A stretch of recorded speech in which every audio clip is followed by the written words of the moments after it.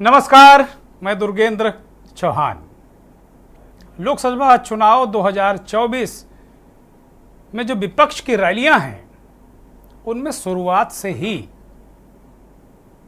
आरक्षण बचाने का शोर सुनाई दे रहा है। शायद ही कोई ऐसी रैली हो, चुनावी सभा हो, जिसमें यह न कहा जाता हो कि संविधान खतरे में है, आरक्षण खतरे में है, 400 पार अगर बीजेपी आ जाएगी तो संविधान खत्म कर देगी, आरक्षण खत्म कर देगी।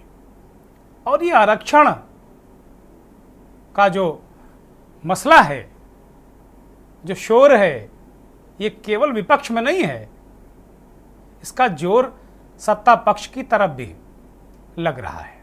सत्ता पक्ष भी इस पर काफी ध्यान दे रहा है।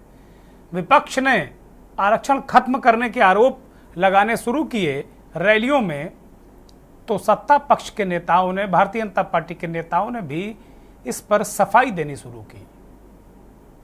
अमित शाह और नरेंद्र मोदी, भारतीय जनता पार्टी के दो शीर्ष नेता, ये कह रहे हैं हर दूसरी सभा में कि वो 2 बार प्रचंड बहुमत की सरकार चला चुके हैं। आरक्षण खत्म करना होता तो खत्म कर देते। आरक्षण खत्म नहीं करने जा रहे हैं, बल्कि जो कोई आरक्षण हटाएगा वो उसके खिलाफ खड़े होंगे। ये विश्वास भी अमित शाह और नरेंद्र मोदी दिला रहे हैं। तो क्या 2024 के चुनाव में आरक्षण वाले मुद्दे का जोर है? क्या जो रण है वो आरक्षण पर छिड़ा है? और इसमें एक वीडियो ने, फेक वीडियो ने आग में घी वाला काम किया है, या यूं कहें कि आग में पेट्रोल डालने जैसा काम किया है। इससे अब जो चुनावी ज्वाला है वो और धधक उठी है। आज मंथन इसी पर।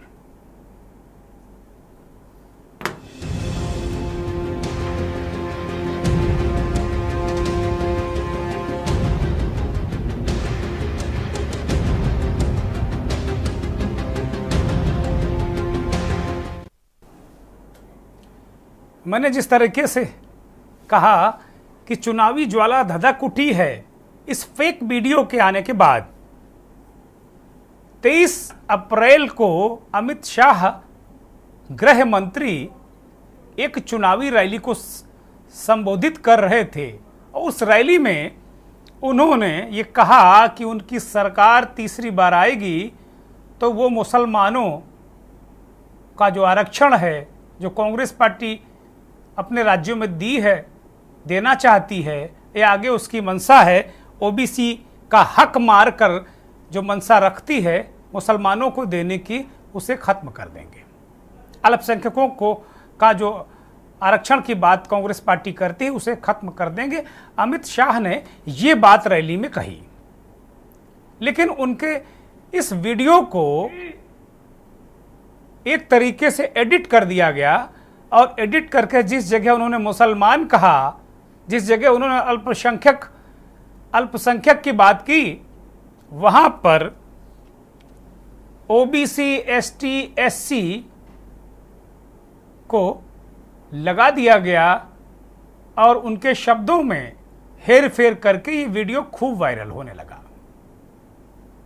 2 दिन पहले एक्शन हुआ, सरकार एक्शन में आई, कुछ लोगों की गिरफ्तारियां असम से हुई। अभी देश भर में गिरफ्तारियों का सिलसिला चल रहा है। और जो तमाम एजेंसियां हैं, दिल्ली पुलिस है, असम की पुलिस है, इन लोगों ने बहुत सारे क्लू निकाल लिए।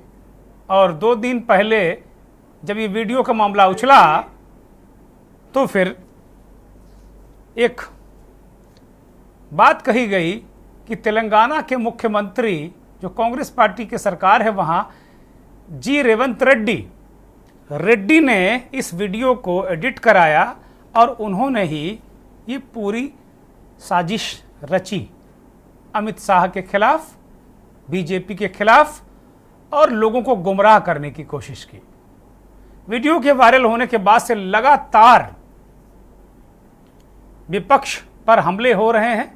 कांग्रेस पार्टी पे नरेंद्र मोदी और उनके सहयोगी लगातार हमले कर रहे हैं। प्रधानमंत्री ने आज भी कहा कि ये जो फर्जी वाली दुकान चला रहे हैं, फर्जी सामान और मोहब्बत की दुकान, कई सभाओं में आज प्रधानमंत्री ने तंज कसा। यही नहीं, अमित शाह असम के दौरे पर हैं, उन्होंने एक प्रेस कॉन्फ्रेंस की और इस पूरे सच को, और वो लगातार इस मसले पर अभी आगे भी प्रेस कॉन्फ्रेंस करेंगे।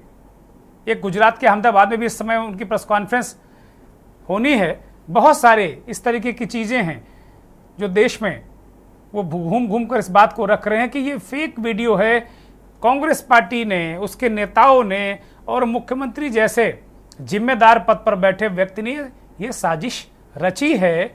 आरक्षण के मसले पर देश को कांग्रेस पार्टी, उसके नेता राहुल गांधी गुमराह कर रहे हैं। ये बीजेपी के आरोप हैं। वो मसला क्या है, कौन सा वीडियो असली है, कौन सा फेक है, जरा मैं आपको दिखाना चाहता हूं। भारतीय जनता पार्टी की सरकार बनेगी तो एक गैर संवैधानिक एससी और ओबीसी का है वो रिजर्वेशन को हम समाप्त कर देंगे। रिजर्वेशन को हम समाप्त कर देंगे। भारतीय जनता पार्टी की सरकार बनेगी तो एक गैर संवैधानिक मुस्लिम रिजर्वेशन को हम समाप्त कर देंगे। ये अधिकार तेलंगाना के एससी, एसटी और ओबीसी का है, वो अधिकार उनको मिलेगा और मुस्लिम रिजर्वेशन को हम समाप्त कर देंगे। तो सुना आपने, तेलंगाना की रैली में अमित शाह जी कह रहे थे कि मुसलमानों का आरक्षण वो समाप्त कर देंगे, एसटी, एससी उनको ये आरक्षण दे देंगे। कांग्रेस पार्टी ने इसे छीन कर मुसलमानों को दिया है। मुस्लिम परस्ती का आरोप लगा रहे थे और ये मामला पायरेटेड और एडिटेड होकर बहुत मुश्किलात पैदा करने लगा बीजेपी के लिए। तब इसमें एक्शन हुआ। इस वीडियो पर कुछ बोलने के बजाय कांग्रेस पार्टी के नेता लोग उल्टे कह रहे हैं कि भाई राहुल गांधी पर आपने जो बहुत सारे फर्जी वीडियो बनाए हैं उन पर क्या एक्शन होगा क्या। ये बात ठीक नहीं। बहुत जिम्मेदारी के साथ मैं कहना चाहता हूं कि ये चुनाव है। मान लिया कोई पक्ष गलत तरीके से चुनाव लड़ रहा है तो दूसरा पक्ष, उसको तो ध्यान रखना चाहिए। कोई पार्टी अगर संविधान पर नहीं चलेगी तो फिर देश कैसे चलेगा। ये बड़े सवाल हैं। आरक्षण हमेशा से एक चर्चा का विषय रहा है। 2015 के बिहार विधानसभा के चुनाव में संघ प्रमुख मोहन भागवत ने आरक्षण पर बयान दे दिया और वहां बीजेपी का गठबंधन हार गया। उसके बाद से लगातार मोहन भागवत जी बयान, कभी उन्होंने इस तरीके का बयान नहीं दिया, सबको एक साथ लेकर चलने की बात कही। एक ताजा बयान भी उनका हाल का है, वो आप सुन लीजिए। मैं यहां आया कल तो मैंने सुना एक वीडियो घूम रहा है कि संघ वाले बाहर से तो बात ही अच्छे करके अंदर जाके कहते हैं आरक्षण का हमारा विरोध है, बाहर हम बोल नहीं सकते। अभी एकदम असत्य बात है, गलत बात है। जब से आरक्षण आया है तब से संविधान सम्मत सारे आरक्षण को संघ पूर्ण समर्थन देता है और संघ ये कहता है कि आरक्षण जिनके लिए है उनको जब तक आवश्यक लगेगा या सामाजिक कारणों से दिया गया है, वो भेदभाव जब तक है तब तक ये आरक्षण जारी रहना चाहिए। ये मसला, ये दिक्कत, ये दर्द केवल बीजेपी तक नहीं था, ये संघ को भी ये पीड़ा हुई है।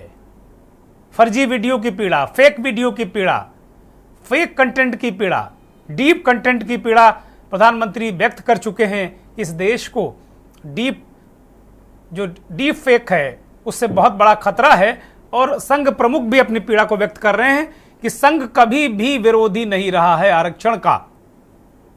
इस तरीके का वीडियो उन्होंने भी इस बात को लेकर स्पष्ट किया कि संघ हमेशा संविधान सम्मत जो भी आरक्षण है और जब तक मिलना चाहिए वो मिलता रहे, संघ का कोई उसमें दुराव नहीं है। ये मसला क्या है? वास्तव में अगर विपक्षी दलों को ये मुद्दा उठाना है तो क्या विपक्षी दलों को इस हद तक जाना चाहिए? क्या उनको फेक झूठे प्रचार का सहारा लेना चाहिए? ये सवाल है। और मेरा ये सीधा सवाल होगा विपक्ष से कि क्या ये झूठे प्रचार का सहारा लेकर आप चुनाव जीतेंगे? लेकिन दूसरी तरफ प्रधानमंत्री और बीजेपी मंगलसूत्र, मुसलमानों को संपत्ति बांट देंगे, मकान छीन लेंगे, आपको रहने नहीं देंगे, मुसलमानों का हक ज्यादा है, ये कांग्रेस ने कहा। उनका जो पूरा चुनाव कैंपेन है वो इसी के इर्द गिर्द घूम रहा है, जबकि विपक्ष का कैंपेन इस बात पर टिका हुआ है कि ये आरक्षण छीन लेगी बीजेपी अगर दोबारा आ गई, तिबारा आ गई, ये संविधान को खत्म कर देंगे। ये बात वो ग्रास रूट लेवल तक पहुंचाने की कोशिश में है।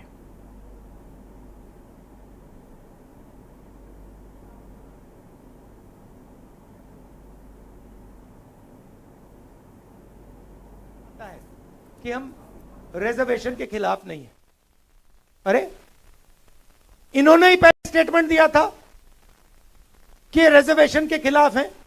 जो भी रिजर्वेशन के खिलाफ है सारे के सारे इनकी पार्टी में जा रहे हैं। जो भी रिजर्वेशन के कॉन्स्टिट्यूशन के खिलाफ है सारों को ये ले रहे हैं, फिर कह रहे हैं कि भैया हम रिजर्वेशन के खिलाफ नहीं है। और इसका लक्ष्य क्या है मैं बता देता हूं, क्योंकि ये 20-22 अरबपतियों की मदद करना चाहते हैं। कि लोग कहते हैं कि हम आरक्षण खत्म कर देंगे और फिर बयान आते हैं नहीं हम आरक्षण के खिलाफ नहीं है। ठीक है, आरक्षण का मतलब क्या है? सबसे पहले कि देश में गरीबों की, दलितों की, आदिवासियों की, पिछड़ों की भागीदारी होगी। यह है मतलब कि देश में जो सत्ता है, जो धन है, उसे न्याय के साथ बिना अन्याय बांटा जाएगा। रिजर्वेशन का यह मतलब है। रिजर्वेशन को खत्म करने का तरीका प्राइवेटाइजेशन, रिजर्वेशन को खत्म करने का तरीका अग्निवीर।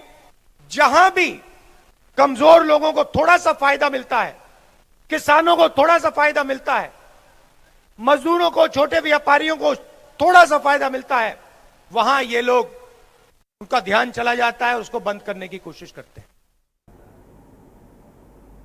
राहुल गांधी रिएक्ट कर रहे हैं प्रधानमंत्री की कैंपेन पर, अमित शाह के कैंपेन पर, जो वो कह रहे हैं रैलियों में। नैरेटिव आरक्षण का, संविधान बचाने का, संविधान खत्म करने का, ये कांग्रेस पार्टी और उसका गठबंधन नीचे तक पहुंचाने की कोशिश कर रहा है, ऐसी अवधारणा उत्पन्न कर रहा है। और उसी को प्रधानमंत्री ने कहा कि वो गुमराह कर रहे हैं।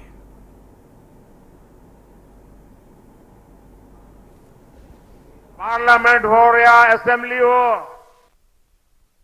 एससी, एसटी, ओबीसी, सबसे ज्यादा एमएलसी बीजेपी एनडीए के, सबसे ज्यादा एमएलए बीजेपी एनडीए के, सबसे ज्यादा एमपी बीजेपी एनडीए के। अब उनको लगा ये भी चले गए। ये आज इसलिए दलित, आदिवासी, पिछड़े ये हमारा समर्थन इसलिए कर रहे हैं कि हम जी जान से उनके कल्याण के लिए खप रहे हैं। अब इनकी हालत ये है कि झूठ नहीं चलता है तो हमारे चेहरा उसको उपयोग करके, आर्टिफिशियल इंटेलिजेंस का उपयोग करके उनकी मोहब्बत की दुकान में फेक वीडियो बिकने लगे हैं। ये फेक वीडियो बना रहे हैं, मोदी के भाषण को, मोदी की आवाज को उपयोग करके नई नई चीजें गढ़ रहे हैं। प्रधानमंत्री की चिंता जायज है। वो कह रहे मोदी की आवाज में फेक वीडियो गढ़ रहे हैं, मोहब्बत की दुकान में फेक सामान। प्रधानमंत्री की चिंता है ये। और इस फेक पर अमित शाह ने एक प्रेस कॉन्फ्रेंस आज असम में की, वो सुन लेते हैं। जनता के बीच में भ्रांति पैदा करना चाहती हैं। मैं ये बात स्पष्ट कर देना चाहता हूं कि Bharatiya Janata party ST, SC, OBC के आरक्षण की समर्थक है और हमेशा इसके संरक्षक के रूप में अपनी भूमिका निभाएगी। ये बात नरेंद्र मोदी जी ने भी कई बार सार्वजनिक भाषणों में स्पष्ट की। एसटी, एससी, ओबीसी के आरक्षण में किसी एक राजनीतिक दल ने अगर डाका डाला है तो वो कांग्रेस पार्टी ने डाला है। सबसे पहले उन्होंने संयुक्त आंध्र प्रदेश में मुसलमानों को रिजर्वेशन दिया। वो रिजर्वेशन के कारण ओबीसी का रिजर्वेशन कटा। उसके बाद में कर्नाटक में रातों रात कोई सर्वे के करे बगैर, पिछड़ापन तय करे बगैर सारे मुसलमानों को ओबीसी कैटेगरी में डालकर उनके लिए 4% का कोटा रिजर्व कर दिया। इससे भी पिछड़ा वर्ग का रिजर्वेशन कटा। अमित शाह ने स्पष्ट किया कि भारतीय जनता पार्टी कतई आरक्षण की विरोधी नहीं है। वो समर्थक है। डाका तो कांग्रेस पार्टी ने डाला है। अखिलेश यादव ओबीसी नेता, उत्तर प्रदेश के पूर्व मुख्यमंत्री, आरक्षण को किस तरह अपने समर्थकों के बीच, आम वोटर के बीच ले जा रहे हैं। ये जो लोग कह रहे हैं आजकल, बड़े बड़े जो दिल्ली से लेकर के और जो बीजेपी को कभी कभी सुझाव देते हैं, जो केवल भारत का नहीं दुनिया का सबसे खतरनाक परिवार है, इन्हें हमारे आपके परिवार की तो चिंता है, लेकिन इनके साथ एक सबसे खतरनाक परिवार है जो आरक्षण खत्म करना चाहता था। अब वोट चाहिए तो कह रहे कि आरक्षण खत्म नहीं होगा, आरक्षण नहीं खत्म होगा। मैं उनसे पूछना चाहता हूं, ये बताओ, अगर भारत सरकार की बड़ी बड़ी कंपनियां बिक जाएंगी और प्राइवेट हाथों में चली जाएंगी तो आरक्षण कहां मिलेगा? ये जो हवाई जहाज वाली विभाग बेच दिया, एयरपोर्ट बेच दिया, जिसमें लाखों लोगों को नौकरी मिलती थी, बताओ वहां क्या आरक्षण लागू होगा? सवाल तो वाजिब है भाई। निजी क्षेत्र में तो आरक्षण मिलता नहीं है, और रेल, खेल, हवाई जहाज अगर निजी हाथों में जाएंगे तो आरक्षण कहां बचेगा। राहुल गांधी भी कह रहे हैं कि आरक्षण खत्म होना शुरू हो गया है, शुरू कर चुके हैं। आप लोग देख नहीं पा रहे हैं, जनता के बीच वो इस बात को कह रहे हैं कि अग्निवीर उसी का एक नमूना है। अगर सार्वजनिक क्षेत्र के उपक्रम अगर बिक जाएंगे प्राइवेट हाथों में तो कहां आरक्षण लोगे? आरक्षण कहां होगा? जब सरकारी कुछ बचेगा ही नहीं तो कहां आरक्षण लोगे आप? स्वतः समाप्त हो जाएगा। बड़ा मुद्दा है, आरक्षण को लेकर रण महाभीषण है। एक ब्रेक ले रहा हूं और ब्रेक के उस पार मेहमान होंगे और चर्चा भी मुझे लगता है बहुत गंभीर होने वाली है।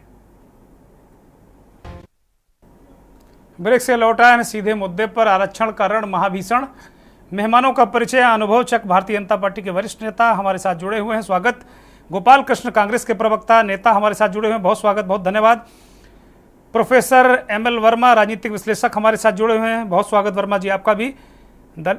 चिंतक, सामाजिक चिंतक लोटन राम निषाद साहब हमारे साथ जुड़े हुए हैं, आपका भी बहुत स्वागत, बहुत धन्यवाद। इस देश के जाने माने वरिष्ठ पत्रकार विश्लेषक सुरेंद्र दुबे जी भी हमारे साथ जुड़ गए हैं, और आनंद निषाद राजनीतिक विश्लेषक के तौर पर हमारे साथ जुड़े हुए हैं। आरक्षण को लेकर रण महाभीषण है। लगातार जहां ये नैरेटिव, ये अवधारणा विपक्ष नीचे तक ले जाने की कोशिश में है कि बाबा साहब ने जो संविधान में दलितों, पीड़ितों, शोषितों, मुसलमानों इनको जो हक दिए हैं, एक उसी तरीके से उस संविधान को एक खत्म करना चाहते हैं। अल्पसंख्यकों का जो अधिकार है वो हकूक खत्म कर देंगे और इसी के तहत आरक्षण भी खत्म कर रहे हैं। खास तौर पर जो दलित और आदिवासी उस समुदाय को भी आगाह किया, ओबीसी को भी आगाह किया है कि ये सब खत्म करने वाले हैं। नीचे तक क्या नैरेटिव पहुंच गया है। लेकिन इस बीच एक फेक वीडियो खूब चर्चा में है और उसको लेकर खूब राजनीति हो रही है। अब एक नया गेयर लग गया कि प्रधानमंत्री ने कहा कि ये मोहब्बत की दुकान में फेक सामान बिक रहा है। गोपाल कृष्ण, आपके पास मैं आ रहा हूं, क्या अब इस तरीके की राजनीति कांग्रेस पार्टी करेगी कि एडिटेड वीडियो और संदेह के घेरे में आपके एक मुख्यमंत्री हैं? क्या अब ये स्तर चुनाव जीतने के लिए आप लोग इस्तेमाल करेंगे? गोपाल कृष्ण जी, मुझे तरस आती है कि आपके प्रारंभिक शिक्षा पर, प्राइमरी एजुकेशन पर, कि आप इतना गुलाम मोदी जी के हो चुके हैं कि देश के बारे में पूछने की आपकी हिम्मत नहीं रही। कि सेना में जो 2 तरह के शहीद का दर्जा दे चुका हो, कांग्रेस ने तो जो इस देश को बनाया है, और अगला जन्म मोदी जी लेंगे ना तो भी कांग्रेस का गोड़-धोमन नहीं बन सकते। ठीक है, अगला IIM और IIT तो छोड़ दीजिए, अभी वो सब मैं नहीं गिनाऊंगा, वो बहुत लंबी लिस्ट है जो आपने। अच्छा सुनिए गोपाल कृष्ण जी, आप लोग क्या रटाकर भेजा जाता है, कांग्रेस पार्टी आजकल रटाकर भेज रही कि हर पत्रकार को मोदी जी का गुलाम घोषित कर दो। एक सर्टिफिकेट लेकर आते हो, है ड्रग्स, एक सर्टिफिकेट लेकर आए हो कि भैया ये गुलाम है, इसको गुलाम घोषित कर दो। होना चाहिए जितना पीड़ा आपको मोदी जी के, वो जो गुलाम है ना, वो जो गुलाम है, आपसे जब कड़वा सवाल पूछा जाएगा तो आप तिलमिला जाओगे। ये जो आप लोग ये चला रहे हैं अभी, ये डीप फेक शुरुआत कौन करता है? मोदी जी इस तरह काम आप कहो ना, आप पत्रकार को सर्टिफिकेट क्यों बांट रहे हो? आप कहो ना कि डीप फेक अनुभव चक की पार्टी चलाती है। करते हैं। रेलवे का बदलाव का नाम कौन बदलता है? मोदी। बोलिए, मैंने आपको बुलाया, बोलिए। आप और बराबर इस कार्यक्रम में बराबर विपक्ष के नेताओं की बाइट चली है और बराबर सत्ता पक्ष नेताओं की बाइट चली। मैं बिल्कुल तराजू लेकर बैठता हूं और मैं वो गुलाम और टुकड़ों पर पलने वाला पत्रकार नहीं हूं। मैं घर बैठकर किसानी करना पसंद करूंगा, मैं अपनी खेती घर में जाके करना पसंद करूंगा। मैं गुलामी नहीं करने वाला पत्रकार हूं, ना कांग्रेस की, ना बीजेपी की और ना किसी की। गोपाल कृष्ण, इस बात को हमेशा याद रखिएगा। बोलिए बोलिए। है ना, आज जो आपने डीप फेक वीडियो की शुरुआत किसने, किस तरह के खेल कौन खेलता है? मोदी जी। एक चीज नहीं बनाया उन्होंने इस देश में, एक ईंटा नहीं लगाया रेलवे में, और प्लेटफार्म का नाम बदल के कर दो मोदी प्लेटफार्म। अरे मोदी स्टेडियम कर दो अहमदाबाद का नाम बदल के। अरे सेना को खराब कर रहे हैं, अग्निवीर लाए क्योंकि पेंशन देना आपको बोझ लग रहा है ना, तो आप अग्नि और अडानी का 16 करोड़ माफ करना, तब आपको दया नहीं आई होगी अपने आप पर, तब आपको बहुत तकलीफ नहीं हुआ होगा। किसानों पर बम बरसा रहे हैं मोदी जी, किसानों को 10 रुपए माफ कर। Modi ji behaving like a traitor of the nation. आपको चिंता नहीं हुई, डीप फेक वीडियो बना दिया। अरे आप लोग ये करते हैं कि नेहरू जी के बनाए हुए का नाम बदलने का काम, राजपथ का नाम बदलिएगा तो आप बदलिए। आप बताइए कि अडानी का कितना कर्जा माफ हुआ, बताइए। है हिम्मत, क्या गुलामी करते हैं? हम देश के गुलाम हैं। मैं कांग्रेस पार्टी का जरूर हूं, पर मैं देश का गुलाम हूं। देश के लिए कांग्रेस पार्टी ने नवोदय बनाया, उसके विजन के आगे आप लोग नहीं स्टैंड कर सकते हैं। आप लोग का स्टैंड है कि कुछ व्यापारियों को फायदा पहुंचा दिया जाए, बस यही स्टैंड है। आप आरक्षण पर कुछ बोल दीजिए, आरक्षण पर बोल दीजिए कुछ। आरक्षण पर बोल देते हैं, विषय आरक्षण ही है, बोल दीजिए। रेलवे को बेचने का काम आप लोगों ने किया। अभी रेलवे में 5000 वैकेंसी आया था और सनातन के लड़के थे। जब आप सनातन की बात करते, अगर आपने सनातन का भला किया होता तो देश भला हो जाता, क्योंकि 80-90% सनातन के लोग हैं। सनातन के लड़कों ने जब बताया कि 5 साल का वैकेंसी आई है तो पुलिस ने लाठीचार्ज किया। सनातन कौन साहब हैं जिनकी बात कर रहे हैं आप? कौन साहब सनातन, किसके लड़के? रेलवे को लेकर, बिहार में जब रेलवे को लेकर आंदोलन हुआ था तो जी, अग्निवीर की बात कर रहा हूं। सनातन के लड़के आंदोलन कर रहे थे। आप वीडियो उठाकर देख लीजिए कि जो अपना प्राण न्यौछावर कर रहा है उसके लिए आपको बहुत तकलीफ हो जाती है। पेंशन देना पड़ेगा, बोझ है भाई। सरकारी सुविधा का फायदा ले रहा है भाई, अडानी को हमको देना है, आप समझ नहीं रहे हैं। किसान पर बम बरसाइए, फाइटर प्लेन से, ड्रोन से, दीवार खड़ा कर दो। सेना, अगर आप उतना सेना जो बाउंड्रियां बनवाए थे दिल्ली में, अगर वो बॉर्डर पर बनाते तो सैनिक शहीद नहीं होते। जो आपका चुनाव हुआ था ना अभी 5 राज्यों का 3-4 महीना पहले, उसमें 20 सैनिक शहीद हुए हैं। मैं चैलेंज कर रहा हूं आपको, पूरे देश में ड्रग्स का अड्डा बना दिया गुजरात को, तो आपको तकलीफ नहीं हुआ हो, क्योंकि आपको देश से कोई, आप मोदी के सिपाही, इतनी गुलामी मैं नहीं कर सकता। मेरे पिताजी भी कहेंगे ना तो मैं नहीं करूंगा, क्योंकि देश उनसे भी ऊपर है ना। और प्रधानमंत्री झूठ बोलना, जहां जाओ झूठ बोलो, बोलते रहो। बोलने का तो उनको ट्रेनिंग मिला हुआ है, आप वीडियो चला दीजिए इस पर कि झूठ बोलो, बोलते रहो, करते रहो। अरे रेलवे में लाखों नौकरी सरकारी देते थे और ठीक है गोपाल कृष्ण जी, हो गया। अब जरा मैं जवाब ले लूं। अनुभव चक वो कह रहे हैं भाई जब आरक्षण के लिए कुछ बचेगा ही नहीं, सब आप प्राइवेटाइजेशन कर देंगे, निजीकरण कर देंगे, तो काहे का आरक्षण? आप कहते रहिए, देते रहिए सफाई। और सवाल ये, बीजेपी को सफाई क्यों देनी पड़ रही है? फेक वीडियो ठीक है, मैं उसका कतई समर्थन नहीं करता। गोपाल कृष्ण को बुरा लगा होगा कि उनका नेता इस मामले में फंसता नजर आ रहा। ठीक बात है, वो बीजेपी कोई फेक वीडियो जारी करे उसकी मैं भी इस मंच से निंदा करता हूं। और अगर कांग्रेस पार्टी का कोई व्यक्ति अगर इन्वॉल्व है इसमें, अगर अब तक आरोप हैं और आरोप गृह मंत्री इस देश के लगा रहे हैं, उनकी पुलिस है, उनकी एजेंसियां जांच कर रही हैं। एक लाइन बोलने का मौका मुझे दिया जाए। बोल लीजिए अनुभव चक, इनको बोलने दीजिए, एक लाइन और बोल लीजिए, बोलिए। आज से 3-4 महीना पहले एक 19 साल का लड़का, समझ लीजिए कि 19 साल का लड़का क्या होता है, हम भी 19 साल के कभी रहे होंगे, तो 19 साल का लड़का, नाम नहीं ध्यान आ रहा है, गोलियों से शहीद हो गया। उसको प्राइवेट एम्बुलेंस में करके उसके घर पर छुड़वा दिया। शहीद का दर्जा आप क्या देंगे, कम से कम एक सैल्यूट भी सेना की तरफ से नहीं दिया गया। ठीक है, ये है अग्निवीर की। ठीक है, बोलिए अनुभव चक, बोलिए, जवाब दीजिए। करते हैं क्या अनुभव चक? दुर्गेंद्र भाई जी, जिस तरह से आज इस देश में चुनावी माहौल पे आरक्षण पे बहस छिड़ी हुई है, जिस तरीके से जिस देश के अंदर जिनको हाशिए पे रखा गया, आज उनके वोटों को हासिल करने के लिए डीप फेक वीडियो का सहारा लेकर आक्रमण करने का प्रयास करा जा रहा है। वो सभ्य समाज जो है उस घटना को, कोई भी सभ्य समाज का व्यक्ति हो, उसको जो है उत्साहित करने का काम, बढ़ाने का काम, सराहने का काम नहीं करेगा। इस देश के अंदर जो विपक्ष है, विपक्ष अपना काम कर रहा है, वोटों को हासिल करने के लिए अपने भाषण देना, पब्लिक के बीच में जाना, मीटिंगें करना, वहां तक तो ठीक है। लेकिन वोट हासिल करने के लिए किसी व्यक्ति का चेहरा लगा के और अपने शब्द उसके अंदर डालकर लोगों को भ्रमित करना, इस तरीके से वोट हासिल करना उचित नहीं है।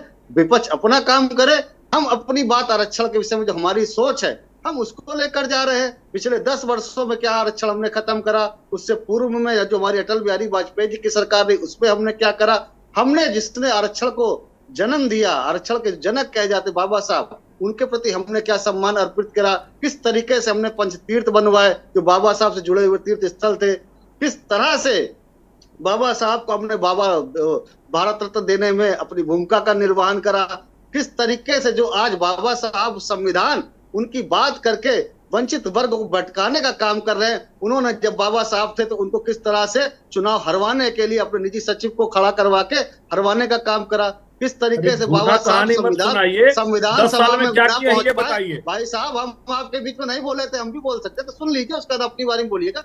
किस तरीके से बाबा साहब संविधान सभा में ना पहुंच पाए, इस हेतु जहां से बाबा साहब चुनाव लड़ना चाहते थे उस पोर्शन को काट के पाकिस्तान में जोड़ने का काम करा था। जिस तरीके से बाबा साहब हिंदू कोड बिल जब ला रहे थे उस समय बाबा साहब की बात ना मान के उनको इस्तीफा देने को मजबूर करा गया था। और उसी बात पर बाबा साहब ने क्षुब्ध होकर ये बात कही थी कि मेरे साथियों, मेरे अनुयायियों, भविष्य में कभी भी कांग्रेस पार्टी के चवन्नी भर के हिस्सा मत बनिएगा, चवन्नी भर का सदस्य नहीं बनिएगा। आज वो कांग्रेस पार्टी बाबा साहब की दुहाई देती घूम रही है, आज वो कांग्रेस पार्टी संविधान की बात करती घूम रही है। जिस समय आपके पास मौका था तब तो हमारे महापुरुष को, हमारे जो पूज्य पुरुष जिन्होंने आरक्षण को जन्म दिया, जिन्होंने संविधान की रचना करी, उनको आप नकारते रहे, उनको आप धुतकारते रहे, उनको आपने सम्मान नहीं दिया और उनको इस्तीफा तक देने को मजबूर करा। और आज अब उनके चेहरे पर, उनके नाम पर, उनके बनाए संविधान के आड़ में खड़े होकर हमारे उस वर्ग को भ्रमित करने का प्रयास कर रहे हैं, जिसको जब आपके पास 60 साल तो आपने ठीक है। गोपाल कृष्ण 10 सेकंड का रिएक्शन, फिर मैं बाकी मेहमानों के पास जाऊंगा क्योंकि वक्त कम है और सभी को लेना है हमें। 10 सेकंड गोपाल कृष्ण। जी सर, बहुत अच्छा लगा। सबसे बड़ी बात आप ये बोलिए कि जो नया पार्लियामेंट बनाया गया उसमें अंबेडकर जी की मूर्ति, फोटो नहीं लगाई। ये लोग चुनाव के वक्त ऐसी बातें बोल रहे हैं कि अंबेडकर की पुरानी कहानी बता रहे हैं। अरे अंबेडकर जी कांग्रेस के शासनकाल में सांसद थे। किसने कह दिया? अंबेडकर जी कांग्रेस के शासनकाल में संविधान जिला के अध्यक्ष थे। बनाया वो वहां पे लगा हुआ है, नहीं लगा। ज्यादा बड़ी पहचान है। फोटो दिखाइए, ने कहा था असेंबली में फोटो दिखाइए, नई असेंबली में लगाने की जगह हमारी विचारधारा को आगे बढ़ाने का काम करना चाहिए। बाबा साहब को फोटो दिखाइए, बाबा लगाने की जगह लागू करने वालों। ठीक है, आप दोनों लोग शांत हो जाइए, दोनों राजनीतिक मेहमान, दोनों राजनीतिक नेता शांत हो जाइए, प्लीज प्लीज शांत हो जाइए, दोनों लोग शांत हो जाइए, कृपया दोनों लोग शांत हो जाइए। मैं सुरेंद्र दुबे जी को चर्चा में शामिल करता हूं। दुबे जी, ये पूरा जो मसला है आरक्षण को लेकर, एक पक्ष नैरेटिव सेट कर रहा है नीचे तक, जो विपक्ष है वो कह रहा है कि आरक्षण खत्म कर देंगे, संविधान खतरे में है। राहुल गांधी आजकल संविधान का एक कॉपी लेकर भी रैलियों में प्रकट हो रहे हैं और वो बार बार कह रहे हैं कि ये आखिरी चुनाव, इसके बाद इस देश में संविधान बचेगा नहीं। बीजेपी उस पर सफाई भी दे रही है, लेकिन इस तरीके का जो एक फेक वीडियो चल रहा है और उसको लेकर कार्रवाई भी हुई है, गिरफ्तारियां भी हुई हैं, इससे क्या लगता है आरक्षण का मुद्दा बहुत अंदर तक समा गया है इस चुनाव में? क्या क्या केंद्र बिंदु में आने जा रहा है आरक्षण का मुद्दा, संविधान का मुद्दा? सुरेंद्र दुबे। देखिए चौहान साहब, शादी में 7 फेरे होते हैं जी, ये चुनाव भी 7 फेरे में हो रहा है जी। हर फेरे में जब शादी होती है तो उसके गीत बदल जाते हैं जी, और उसके मंत्र भी बदल जाते हैं कि पहले में क्या होगा, दूसरे में क्या होगा। तो 2 चरण में कांग्रेस, 2 चरण में बेसिकली कांग्रेस के घोषणा पत्र पर चर्चा हुई और उसमें फिर ये हुआ कि साहब मंगलसूत्र लूट लिया जाएगा और औरंगजेब के बारे में क्यों नहीं बात करते, हर एक का अपना एक और तरीका है।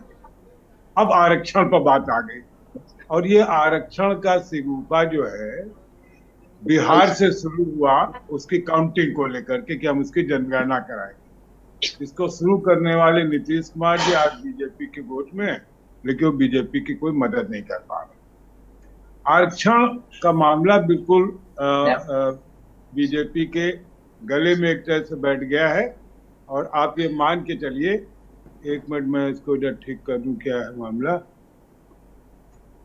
आवाज आ रही है आपकी, बोलिए।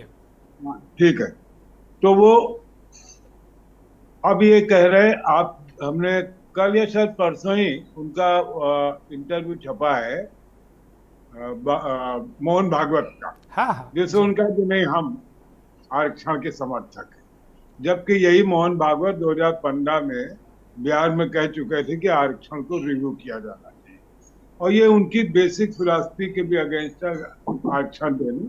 और बहुत लोग देश में ऐसे हैं जो आरक्षण के समर्थक नहीं है, लेकिन अब चूंकि वोट चुनाव का मामला है, अभी चर्चा हुई कि साहब वो सब कुछ प्राइवेट हुआ जा रहा है तो आरक्षण कहाँ देंगे, तो जाहिर है लगातार प्राइवेट हो रहा है। और ये एक ऐसी बात है जिसने विपक्षी गठबंधन, जिसको इंडिया गठबंधन कहते हैं, उसको बहुत मजबूती दे दी और जो दलित वंचित तबके के लोग हैं उनको लगता है कि अगर बीजेपी आई, और ये उनकी अवधारणा में नहीं बना रहा हूं, कि अगर बीजेपी आ गई दोबारा तो संविधान बदल देंगे, जैसा उनके तमाम सांसद सहयोगी कह भी रहे। ये बात अलग है कि मोदी कहते नहीं हम नहीं बदलेंगे। इवन मोदी जी अमित शाह ये भी कह रहे हैं कि विपक्ष अशांति फैला रहा है इस तरह की बातें करके, लोगों को गुमराह कर रहा है, उकसा रहा है। देखिए ऐसा चौहान साहब कि जो मोदी जी कहते हैं उससे शांति फैलती और जो विपक्ष कहता है वो अशांति फैलती। ये ठीक अपना एक चुनाव है, मनोरंजन करिए, कोई दिक्कत नहीं है जी। तो मोदी जी बहुत अच्छे फिल्म डायरेक्टर हैं तो नए नए डायलॉग, नए नए दृश्य अपना देते रहते हैं। अब तो मैं उस पर आ रहा हूँ, आरक्षण पर। जी तो इनको आना पड़ा। अब ये देखना पड़ेगा कि मोदी जी सही बोल रहे हैं या आरएसएस प्रमुख पहले बोल रहे हैं सही, क्योंकि वो कहते हैं होना चाहिए और वो खुद कह चुके हैं कि नहीं होना चाहिए। मुझे ऐसा लगता है कि मुख्य मुद्दों से भटक गए हैं बीजेपी के लोग, और ये सारे पर लड़ जाते हैं, लेकिन नौकरी देंगे नहीं बात करते हैं। महंगाई कम, महंगाई तो बातें नहीं करता। ऐसा लगता है कि जैसे हम लोग उदयन भाई आ रहे हैं, बोलने दीजिए उनको, बोलने दीजिए, तकलीफ हो जाएगा। बोलने दीजिए। जैसे हम लोग चंद्रग्रह में रह रहे हैं, वहां टमाटर, आलू, गोभी सब फ्री में बढ़ रहा है, उसकी कोई चर्चा नहीं कर। हम एज ए वोटर बात कर, बात आरक्षण की हो रही, और आरक्षण तो जब नौकरियां दी जाएंगी तभी होगा। और ये मैं हमेशा कहता रहा कि इस देश में एक दोहरा अत्याचार है। एक और नौकरियां खत्म कर देंगे सरकारी तो सरकारी देगा, और दूसरे तरफ जो लोग पढ़ लिख के अपनी काबिलियत से आगे बढ़ते उनको फंसा दिया गया कि हमको वोट दो तो हम तुमको आरक्षण देंगे। अरे भाई पहले ये तय हो जाए नौकरी मिलेगी कि नहीं मिलेगी। हालांकि कांग्रेस ने अपने घोषणा पत्र में कहा है, मोदी जी ने नहीं कहा, उन्होंने दे दिया कि यार 2 करोड़ कहा था, हम नहीं दे पाए, कोई बात नहीं। तो मोदी जी ऐसी हर बार, तो हमने बताया 7 फेरे, तो तीसरे फेरे की जो है ये कहानी आरक्षण पर चलेगी। इसके बाद जब ये तीसरे फेरे में लगेगा कि बिटिया अभी हमारी नहीं हुई। मुझे लगता है कुछ व्यवधान है। दूबी जी के पास मैं दोबारा जाऊंगा। जी जी जी, प्रोफेसर ML वर्मा साहब को मैं चर्चा में शामिल कर रहा हूं।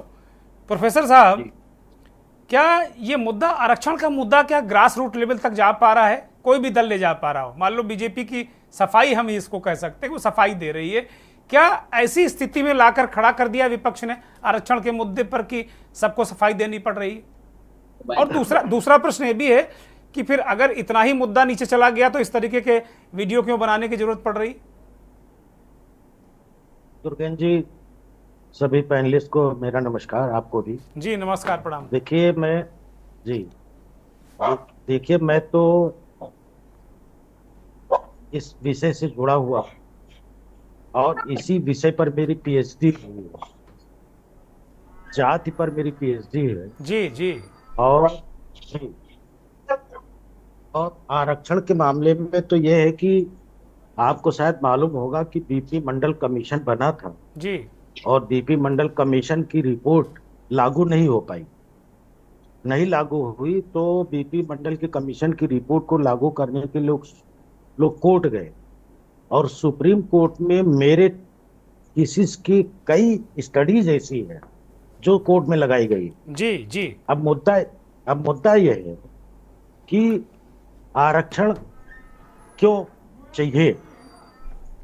सिंपल से सबको मालूम है कि वह लोग जो सोशली, इकोनॉमिकली बैकवर्ड रहे हो, पिछड़े रहे हो, उनको आरक्षण चाहिए, तभी वो समाज में बराबर आ सकते हैं। जी। बराबर आने के लिए ऐसी स्थिति रही। और आपको शायद याद होगा कि जिस समय बीपी सिंह साहब ने आरक्षण लागू किया था, तो राजनीतिक पार्टियों में बीजेपी एक ऐसी पार्टी थी जिसने मंडल की जगह पर कमंडल उठा लिया था। जी, शायद याद होगा कि मंडल के बाद कमंडल आ गया। जी जी। तो ये तो राजनीतिक पार्टियों के एक चाल की बात थी।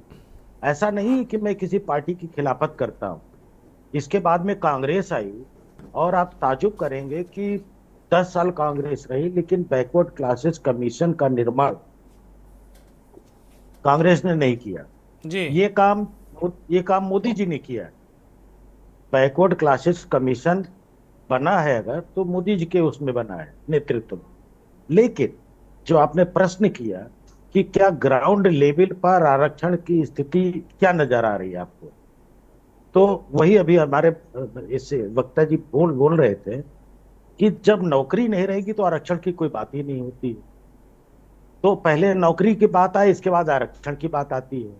दूसरी बात यह है कि अगर नौकरी नहीं तो सामाजिक रूप से, आर्थिक रूप से उत्थान के लिए क्या करना पड़ेगा, क्या किया गवर्नमेंट ने, वो मुद्दे तो भटक गए। आरक्षण का मुद्दा आ गया कि पीछे ये जिनकी संख्या ज्यादा है और वो अभी तक आगे नहीं बढ़ पाए हैं, और उनको आगे आना चाहिए। जो राहुल गांधी जी कहते हैं, उन्होंने कई बार कई प्रेस कॉन्फ्रेंस में और कई जगह गिराया भी कि साहब कितने ओबीसी हैं, कितने क्या है। लेकिन इसमें ऐसा नहीं है कि खाली एक की गलती तो सारी राजनीतिक पार्टियों की है।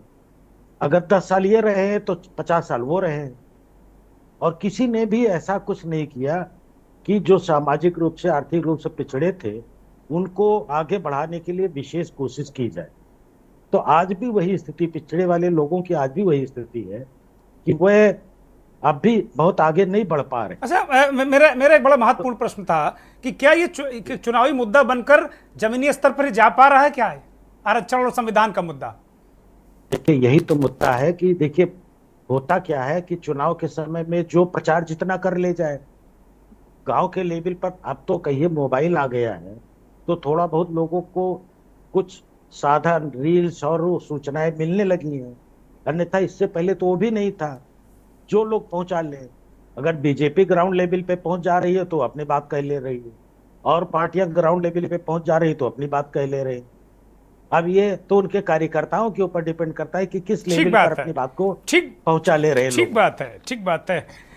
डॉक्टर आनंद निषाद साहब को भी चर्चा में हम शामिल कर लेते हैं, राजनीतिक विश्लेषक हैं। डॉक्टर आनंद निषाद साहब, मेरा आपसे भी वही प्रश्न है कि ये क्या जो नैरेटिव सेट कर रहा है विपक्ष, एक अवधारणा कि आपका आरक्षण खत्म कर देगा। बीजेपी के लोग कह रहे हैं कि भाई ये एक तरीके से सामाजिक विद्वेष विपक्ष पैदा कर रहा है इस तरीके की बात करके। उन्होंने ऐसा किया है ना, वो आगे करेंगे। तो क्या ये केंद्र बिंदु में मुद्दा आ गया है कि आरक्षण का चुनाव में? एकदम मुद्दा आ गया है, इसमें कोई शक और सुबह की बात है ही नहीं। क्योंकि मोहन भागवत जी 2015 में बिहार के चुनाव में स्पष्ट कह चुके हैं, और उसी वजह से जो है 94 सीट जीतने वाली बीजेपी 2015 में वो घट करके 50 पे आ गई सड़क पे। अब आप सोच सकते हैं ये मुद्दा, ये राजनीतिक, ये आरक्षण जो है ये भागीदारी का सवाल है। इस देश के संसाधन में, इस देश के सामाजिक स्थिति, इस देश के नौकरी में, इस देश के राजनीतिक व्यवस्था में, सब में भागीदारी का सवाल है।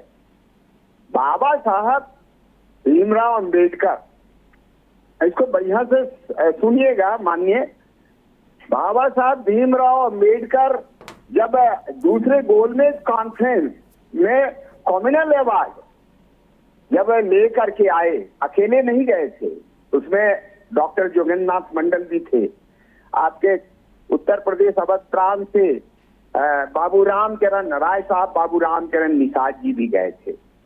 तो ये निषाद समाज से एक खुलना जसोर के रहने वाले पश्चिम बंगाल में, अब तो वो बांग्लादेश में चला गया है, और वो वहां से वो जीत करके आए थे रिप्रेजेंटेटिव। और बाबा साहब जब संविधान लिखने लगे थे तो सवाल ये उठता है कि बाबा साहब 1932 में पूना पैक्ट भी वो जो आरक्षण का ही मुद्दा था जिसमें एग्रीमेंट किए थे, बाबा साहब को वो एग्रीमेंट नहीं करना चाहिए था। आज जो दुर्दशा है दलितों का, पिछड़ों का, अति पिछड़ों का, अल्पसंख्यकों का, ये बाबा साहब की देन थी। जो वहां जो साइमन कमीशन ने जो किया था 1932 में, उसको यहाँ कोलैप्स कर दिया। और उस एग्रीमेंट में गांधी जी थे यरवदा जेल में, वो एग्रीमेंट हुआ था, सविता मालवीय थी, और ये क्या कहते हैं श्री राजगोपालाचार्य तत्कालीन राष्ट्रीय अध्यक्ष कांग्रेस पार्टी के मदन मोहन मालवीय। कितना बड़ा हत्या हुई थी। इस देश की आजादी से पहले ये स्क्रिप्ट लिख दिया गया कि इस देश में शासन करेगा तो अपर कास्ट करेगा और कुछ नहीं। इनको कैसे दबाई जाए, सदियों पुरानी 2500 वर्ष पहले से ये लोग दबे हुए हैं, कुचले हुए हैं, और इसको साइमन कमीशन जब आया तो ये राजनीतिक दल हक दे रहे हैं ना, ठीक है भाई, इतिहास ठीक है, इतिहास कुछ भी रहा हो, लेकिन मौजूदा जो स्थिति है राजनीतिक दल आरक्षण की बात कर रहे हैं ना, चाहे वो विपक्ष हो चाहे सत्ता पक्ष हो। निषाद जी, हाँ, तो वही बात मैं बोल रहा हूँ। यही कारण बाबा साहब जब संविधान निर्मात्री समिति का जब चुनाव होने लगा था 22 अप्रैल 1946 को, दलितों ने ही हरा दिया था उनको। क्योंकि उन्होंने 32 का जो कलंक था वो 32 में जो अकेले ही क्यों चले गए उन्हें करने के लिए? क्या बाबू ठीक है, ये बड़ा ऐतिहासिक मसला है। अब इसको बहुत पढ़ लिख कर आपके साथ हम चर्चा में कभी शामिल होंगे। डॉक्टर आनंद निषाद अगर जुड़े हुए हों तो एक सवाल मैं उनसे लेना चाहूंगा। डॉक्टर आनंद निषाद, आप हैं हमारे साथ में? हाँ जी, सुन लीजिए मेरी एक नहीं, मुझे लगता है डॉक्टर आनंद निषाद नहीं है। मैं आऊंगा, लोटन राम जी मैं आऊंगा। डॉक्टर आनंद निषाद जी, लोटन राम जी मैं आपको रोक रहा हूं। डॉक्टर आनंद निषाद से एक भी सवाल नहीं हो पाया। डॉक्टर आनंद निषाद जी, आपसे मेरा वही सवाल है कि क्या लोटन राम जी ने तो बहुत ऐतिहासिक तथ्य रखे, बड़ी महत्वपूर्ण चीजें रखी उन्होंने निश्चित तौर पर, लेकिन मेरे सवाल का जवाब नहीं मिला कि क्या आरक्षण और संविधान बचाने का जो नारा है वो 2024 के चुनाव का केंद्र बिंदु बन रहा है क्या? डॉक्टर आनंद निषाद, बिंदु बन रहा है, एकदम केंद्र बिंदु बन रहा है। अरे लोटन राम जी, आनंद निषाद को बोलने दीजिए भाई। आनंद निषाद से सवाल है मेरा। हाँ, देखिए एक चीज मैं आपको बता दूं, अभी मैं बिहार में हूँ, मैं सुदूर क्षेत्रों का दौरा करके आया हूँ।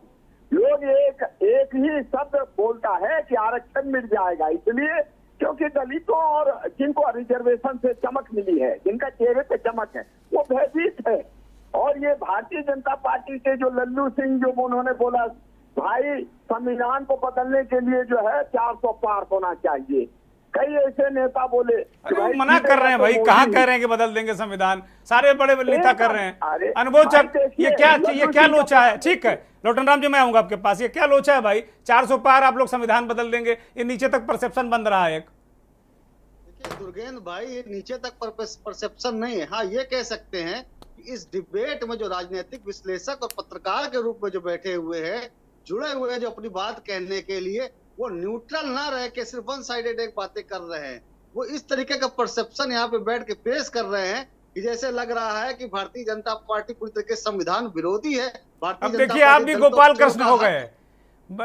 तुरंत जैसे ही आपके पक्ष की बात कोई नहीं करेगा, तुरंत आप लोग सर्टिफिकेट दे देते हैं। भैया मैं क्षमा करो यार, क्षमा करो मेरे भाई। अब जैसे मैंने कुछ कह दिया तो गोपाल कृष्ण नाराज हो गए, बोले मोदी जी का शो कर रहे हो भाई। अब आपको लग रहा है कि सारे पत्रकार आपके विरुद्ध। मैंने एक केंद्र बिंदु में एक सवाल पूछा कि क्या भाई ये आरक्षण का जो एक परसेप्शन नीचे तक बन रहा है, लोग बना रहे हैं, इसको यूं कह लीजिए कि लोग बना रहे हैं, लेकिन बना तो रहे हैं ना कहीं मोदी जी ने बनाया है। भाई आपके पैनल में जो पैनलिस्ट बैठे हैं 4 के 4 अगर एक ही तरह की बात कर रहे हैं, न्यूट्रल ना रह के, वो ये नहीं बताने का काम कर रहे हैं जब समाजवादी पार्टी लोकसभा के अंदर प्रमोशन और रिजर्वेशन का बिल फाड़ने का काम करती है, उस पर कोई चर्चा नहीं करता है। अब ये नाम नोट कर लो, नाम नोट कर लो। इनका जितने पैनलिस्ट हैं कांग्रेस पार्टी को छोड़कर, आप जितने पैनलिस्ट हैं उनके बारे में आप व्यक्तिगत पता कर लेना कि उनकी आइडियोलॉजी क्या है। आप आश्चर्यचकित हो जाओगे कि क्या आइडियोलॉजी है, लेकिन वो कहीं ना कहीं बात कह रहे हैं। दुर्गेंद्र भाई ऐसा कोई फायदा नहीं, 4 लोग एक तरफ बात कर रहे हैं, हम 2 मिनट भी ना बोल पाए तो आप बोलिए। मैंने तो आपको खुला मैदान दिया है, खुला मैदान दिया आपको, बोलिए। लगातार तो मैंने सब लोग बोल रहे थे, चुपचाप बैठ के सुन रहा था कि मोदी जी ने बैकवर्ड नहीं बोलने दीजिए, बोलने दीजिए वर्मा जी, बोलने दीजिए। जानते नहीं है, अनुभव चक जानते नहीं है। मैंने सुना, बोलिए बोलिए के साथ सबकी बात सुनी, अपनी बात तो बोलने का अवसर मिलेगा। बोलिए बोलिए बोलिए बोलिए बोलिए, जल्दी बोलिए बोलिए। जी जी दुर्गेंद्र भाई, मैं यही कह रहा हूँ कि इस देश के अंदर जिस पार्टी की सरकार पिछले 60 साल में रही, उस पार्टी की सरकार रहते हुए इस देश में रहने वाला SC ओबीसी वंचित तबका ST, उसका उद्धार क्यों नहीं हो पाया, उसका विकास क्यों नहीं हो पाया, इस पर चर्चा की कोई आवश्यकता नहीं है। इस देश में रहने वाला SC ST OBC जो बाबा साहब को पूजता है, उस बाबा साहब को अपमानित करने का काम किसने करा, उस पर कोई चर्चा नहीं। इस देश के अंदर जिस तरीके से कांग्रेस पार्टी की नीतियों से क्षुब्ध होकर बाबा साहब को मंत्रिमंडल से इस्तीफा देने पड़ा, किनकी वजह से देने पड़ा, किनकी वजह से बाबा साहब को क्षुब्ध होकर कहना पड़ा कि कांग्रेस पार्टी के 25 पैसे का भी सदस्य नहीं बनना आप लोग। आज वो लोग PDA की बात करते हैं, आज वो लोग आरक्षण की बात करते हैं, आज वो संविधान की बात करते हैं। पीढ़िया की बात करने वाले ये नहीं बताते कि जब उनकी सरकार रही, इस देश में रहने वाले, इस प्रदेश में रहने वाले 2 करोड़ रोजगार के साथ कितना अत्याचार करा गया, उस पर चर्चा नहीं करेंगे। आज भी यदि आप सत्ता में नहीं है तो आपकी जो पार्टी है उस पर पिछड़े दलितों की स्थिति क्या है, कितने आपने प्रवक्ता बना रखे हैं, कितने जिलों में अध्यक्ष बना रखे हैं, क्या उनको डिसीजन मेकिंग पावर है कि नहीं है, उस पर कोई बात नहीं। सिर्फ चेहरे के रूप में आपने कुछ लोगों को बना दिया है और आज आप आरक्षण की दुहाई इसलिए देते घूम रहे हो। अनुभव जी, यही आरोप आप पर लगता है, विपक्ष आप पर यही आरोप लगाता है कि आप लोग होर्डिंग टंगवा देते हो कि ये ओबीसी है, मंत्री बना दिया, लेकिन ताकत वाकत किसी के पास नहीं है। ये आपके ऊपर भी कहते हैं कि आप ताकत नहीं देते हो, खाली चेहरे दे देते हो। ये आपके लिए भी कहते हैं विपक्ष के लोग। भाई मैं आपसे एक बात कह रहा हूँ, जो अभी हमारे साथी पूर्व के कह रहे थे मोहन भागवत जी की बात, उन मोहन भागवत जी के बयान को आपने पिछले चाहे 2017 का चुनाव हो, चाहे 2019 का हो, चाहे 22 का हो, आपने प्रत्येक चुनाव में लगातार उनके बयानों को केंद्र में रख के नहीं, मैंने अभी ताजा बयान सुनाया है जिसमें वो कह रहे हैं आरक्षण का समर्थन वो कर रहे हैं। अभी इसी डिबेट में मैंने मोहन भागवत जी का ताजा बयान सुनाया है। वो कह रहे हैं आरक्षण दिया जाना चाहिए। तो मैं पीछे की बात ही नहीं कर रहा हूँ। राजनीतिक पार्टियों, दुर्गेंद्र भाई, मैं राजनीतिक पार्टियों की बात कर रहा हूँ। वो लगातार संघ प्रमुख की बात को लेकर जनता के बीच में गए हैं और इस देश में रहने वाले एसटी, एससी, एसटी, ओबीसी नहीं, उनके फायदे की बात है अनुभव भाई, तो वो करेंगे। आपके हाथ कोई मुद्दा लग जाता तो आप छोड़ते नहीं हो ना। राजनीति आप ही कर रहे हो, वो लोग भी कर रहे हैं, तो आपके हाथ कोई मुद्दा लग जाता तो आप भी रगड़ देते हो, वो भी रगड़ रहे हैं। भाई मैं आप कहाँ बीच में हाजिर, हम इनसे कह रहे हैं कि आप लगातार बीच में लेके गए हो और जनता ने नकारने का काम किया। हम तो बीच में है सीटी बजाने के लिए, जनता के लिए जो काम करा है सीटी बजाने के लिए है। ठीक है, सुरेंद्र दुबे जी कुछ कहना चाह रहे हैं। सुरेंद्र दुबे जी बोलिए, फिर मैं कार्यक्रम खत्म करूंगा। सुरेंद्र दुबे जी प्लीज। दूसरे को भी बोलने का मौका दिया जाए इस देश का। अरे अनुभव भाई, अनुभव जी हो गया, अनुभव जी प्लीज हो गया। कृष्ण गोपाल 5 सेकंड, कृष्ण गोपाल 5 सेकंड केवल। कृष्ण गोपाल जी 5 सेकंड। नहीं, जितना इनको दिया उतना मुझे भी दीजिए, सभी लोगों को दीजिए। अरे भैया, डिबेट हम पार नहीं ले जाएंगे, हो गया। आपको मैं दे चुका हूं। और ये आरोप लगाकर मानसिक दबाव नहीं बना सकते हमारे ऊपर आप लोग, इनको दिया हमको दिया। मैं पक्ष और विपक्ष को बराबर समय देता हूं, कोई भी ये कह नहीं सकता। लोगों ने 70 साल बीजेपी को चढ़ने नहीं दिया इस देश में। ठीक है, आप दोनों की डिबेट अलग से करा देंगे हम। अगली डिबेट आप दोनों के साथ में कभी करेंगे। ठीक है, थैंक यू, धन्यवाद। Surendra Dubey ji thank you. कृष्ण गोपाल जी और अनुभव जी। सुरेंद्र दुबे जी अंतिम कमेंट। आपने जो मूल प्रश्न पूछा जी कि क्या संविधान की बात और आरक्षण समाप्त हो जाएगी, ये बात क्या निचले स्तर तक पहुंचेगी? मूल प्रश्न आपका ये बोलता। जी उससे भटक कर हम लोग इधर उधर बहुत जगह चले गए। जी देखिए, जो एक प्रचार का बहुत बड़ा तंत्र, जिसको हम लोग गोदी मीडिया प्यार से कहते हैं, मैं उनको भी बहुत प्यार करता हूँ, अपने साथ के लोग हैं, तो उनको बड़े प्यार से जो गोदी मीडिया है, तो वो जो है प्रचार सरकार के पक्ष में करता है। तो जाहिर है वो ये कहता है कि नहीं, बीजेपी वाले ठीक कह रहे हैं। अब कांग्रेस के पास या विपक्ष के पास एक सोशल मीडिया है, यूट्यूब है, इंस्टाग्राम है, और एक माउथ मीडिया। जो माउथ मीडिया वो इन सबसे मीडिया से ताकतवर होता है। बहुत से लोग ऐसे हैं जो किसी मीडिया पर नहीं जाते, लेकिन आप उनसे बात करिए तो देखिए वो क्या क्या बात कहते हैं। मुझे लगता है कि ये बात नीचे तक पहुंच रहे और इसीलिए भाजपा के लोग इस बात पर लगातार अटैक कर रहे हैं कि कांग्रेस आएगी तो देश बर्बाद हो जाएगा। भाई ये कौन सा मतलब बात है? आप आएंगे तो देश आबाद हो जाएगा, कांग्रेस आएगी तो देश बर्बाद हो जाएगा। कांग्रेसी आएंगे तो वो आपका मतलब महिलाओं का मंगलसूत्र चुरा लेंगे। कारण भी गिना रहे दुबे जी, वो कारण भी गिना रहे क्यों बर्बाद हो जाएगा। हाँ सुनिए, हाँ अभी मान लो गोपाल के पांडे कहने लग गया कि भाजपाई आएंगे तो महिलाओं की सोने की चूड़ियां छीन के सुनार को बेच देंगे, उससे जो पैसे मिलेंगे दारू पिएंगे फिर दंगा कर देंगे। भाई कहने के जब इसी स्तर पर बहस होनी है, यही एक बड़ा दुर्भाग्य है। और ये दूसरा एक बात आपने शुरू की, वो जो फेक वीडियो की बात, अब उस पर अपना कांग्रेस जवाब दे, बीजेपी उनको घेरे। कांग्रेस ने बीजेपी के जो रवन्ना है उनको घेर लिया है, जिनके कहा जाता है कि 2000 बीजेपी के रवन्ना नहीं है भाई साहब, जेडीएस के हैं और ठीक है, बहुत शुक्रिया सुरेंद्र जी, माफी के साथ मैं रोक रहा हूँ, वक्त इजाजत नहीं देता। बहुत धन्यवाद, बहुत आभार आपका, अनुभवचक आपका, गोपाल कृष्ण, प्रोफेसर एमएल वर्मा, लोटन राम निषाद जी, आनंद निषाद जी, आपका धन्यवाद। बहुत आभार दर्शकों का जो के न्यूज़ को देखते हैं, हमारे इस खास कार्यक्रम मंथन को देखते हैं। चुनाव है और चुनाव बड़ा दिलचस्प है, बड़ा मुश्किल है। हर बार हवा पानी लेने की कोशिश पत्रकार करते हैं, लेकिन मतदाता बहुत चालाक है। उसको जैसी सरकार बनानी है वैसे बनाने के लिए वो ठान चुका है। हमारी यही प्रार्थना है कि एक ऐसी सरकार कोई भी हो आए जो कम से कम मूल मुद्दों को एड्रेस करे, आम जनता का ध्यान रखे। बहुत बहुत धन्यवाद। नमस्कार।